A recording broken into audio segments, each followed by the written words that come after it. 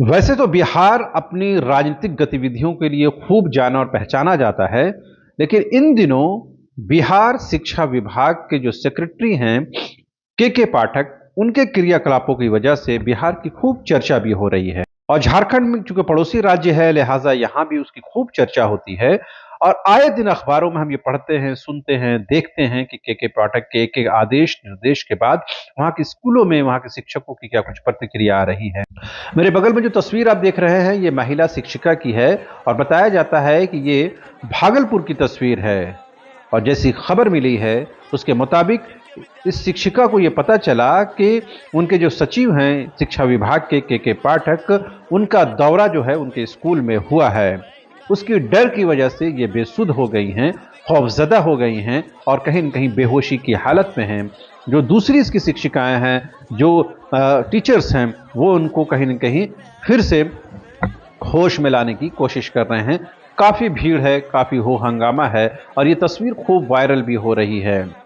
सवाल ये है कि ऐसी कौन सी बात है, ऐसा कौन सा खौफ और डर है जिसकी वजह से बिहार के शिक्षकों को रात में सोते हुए भी के पाठक की याद सताती है। अब सवाल ये है कि वहाँ जो कुछ स्कूली शिक्षा की जो व्यवस्था है, उसमें जो सुधार को लेकर के पाठक के द्वारा आईएएस अधिकारी के द्वारा जो क्रियाकलाप किए जा रहे हैं, उसके पक्ष में भी बयान आ रहे हैं और उसके विपक्ष में भी बयान आ रहे हैं। खुद मुख्यमंत्री नीतीश कुमार के पाठक की हिमायत कर चुके हैं।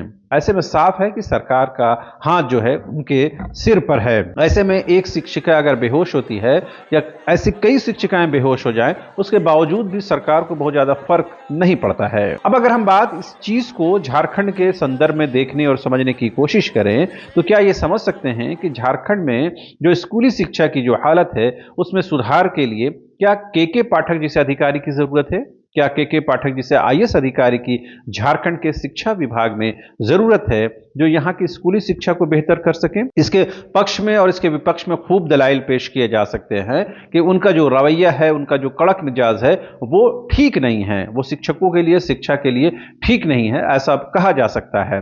बहुत सारे लोग ऐसा कहते हैं कि जिस तरह से कड़क मिजाज के साथ और जिस तरह से स्ट्रिक्टनेस के साथ वो काम करते हैं, उससे ही सुधार की गुंजाइश बनती है।